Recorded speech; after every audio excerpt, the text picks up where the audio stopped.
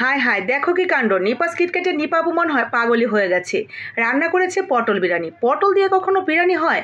বিরিয়ানি হবে chicken biryani, beef biryani, আরও কত কি বিরিয়ানি। আবার পটল দিয়ে কীরকম বিরিয়ানি এটা বাপু, জীবনে নামও শুনি নেই। ঠিক এরকমই ভাববেন এই রেসিপিটা দেখার পর, তাই তো? এরকম ভাবনার দরকার নেই। ভাবনা ভাবনি বাদ দিয়ে আমার দেখানো রেসিপিটা বাসায় একদিন ট্রাই করবেন। এরপরে এই বিরিয়ানিটা আপনি মাঝে মাঝেই খেতে চাইবেন, এতটা বেশি মজাদার এই পটল বিরিয়ানির রেসিপি।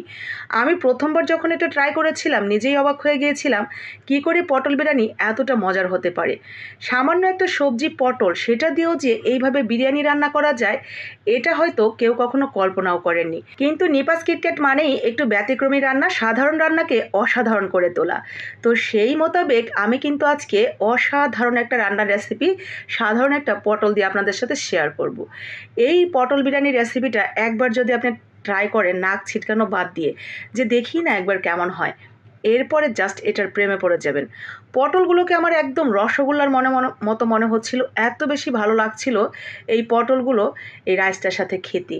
তো পটল বিরিয়ানি রান্না করার জন্য প্রথমেই কিন্তু আমি পটলটাকে খুব সুন্দর করে ভেজে এটাকে তুলে নিয়েছি। পটলগুলো আস্তই থাকবে, মাঝখান থেকে একটু চেরা থাকবে যাতে ভেতরে মশলাগুলো ঢোকে। ভাজা পটলগুলো উঠিয়ে রেখে তেলের মধ্যে দিয়ে দিয়েছি কিছুটা পেঁয়াজ, আর এর সাথে আদা, রসুন, জিরা বাটা, হলুদের গুঁড়া বাদ দিয়ে শুধু ধনিয়ার গুঁড়া এবং মরিচের গুঁড়া, আর স্বাদ মতো লবণ। তার সাথে আমি শাহি গরম মশলার গুঁড়া দিয়েছি। শাহি গরম মশলার গুঁড়া না থাকলে আপনারা আস্ত গরম মশলার গুঁড়া যা যা দেওয়া যায় সেগুলো দিয়ে নেবেন।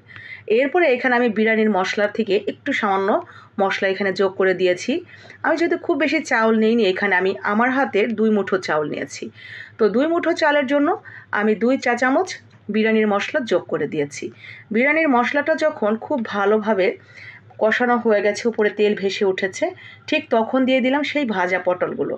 ভাজা পটলগুলো দিয়েও আমি খুব ভালো করে মশলার সাথে কিছুক্ষণ কষিয়ে নিয়ে এরপরে এখানে দিয়ে দিব সামান্য একটু পানি। পানিটা দিয়ে মশলাটা খুব ভালো করে আমরা পটলের সাথে রান্না করে নেব, যাতে এই বিরিয়ানির মশলাপাতি যা যা আছে সব কিছু পটলের মধ্যে খুব ভালোভাবে ঢুকে যায় আর খাওয়ার সময় অসাধারণ লাগে এই পটলগুলো। এরই মাঝে আমি কয়েকটা কাঁচামরিচ দিয়ে দিয়েছি আস্ত, শুধু ফ্লেভারটা হলেই চলবে, খুব বেশি ঝাল ঝাল করব না। বিরিয়ানির মশলাতে এমনিতেই একটু ঝাল ঝাল থাকে, তার উপরে গুঁড়া মরিচের গুঁড়া ব্যবহার করেছি, তো সেটাতেও ঝাল হয়ে যাবে। এরপরে আমি এখানে আরও 1 কাপ পানি দিয়ে দিয়েছি। আমি যতটুকু চাল নিয়েছি সেই অনুসারে যতটুকু পানি লাগবে সেটা মাথায় রেখেই পানিটা দিয়ে, পানিটা যখন বলক উঠে গেছে তখন দিয়ে দিলাম এখানে আমি পোলাওর চাল। আমি চিনি গুঁড়া চাল নিয়েছি। এটা কিন্তু আপনারা বাসমতি চাল অথবা ভাতের চাল যেটা চিকন থাকে সেটা দিয়েও রান্না করে নিতে পারবেন। তো এই তো আমি দমে বসিয়ে দিয়েছিলাম। এখন দমে বসানোর পরে আমি একটু উলটপালট করে দিয়ে আরও কিছুক্ষণ ঢাকনা দিয়ে ঢেকে এরপরে আপনাদের দেখাচ্ছি, চলেন, যেটা আসলেই ফাইনালি কতটা লোভনীয় এবং কতটা টেস্টি হয়েছে। তো এই তো হয়ে গেছে আলহামদুলিল্লাহ, মাশাল্লাহ, দেখেই একেবারে কলিজা ঠান্ডা, চোখ জুড়িয়ে যাচ্ছে। এত বেশি মজার ছিল, পটলগুলো এত সুন্দর সিদ্ধ হয়েছে, আর বিরিয়ানির মশলা প্লাস আমি যে যে মশলাগুলো দিয়েছি সেগুলো এই পটলটা খেয়ে একেবারে রসের টইটুম্বুর হয়ে আছে। মুখে দিতেই মুখটা একদম রসালো হয়ে যাচ্ছে, আর মাশাল্লাহ এত বেশি মজার ছিল। ভালো লাগলে ট্রাই করবেন, লাইক কমেন্ট শেয়ার করে দিবেন।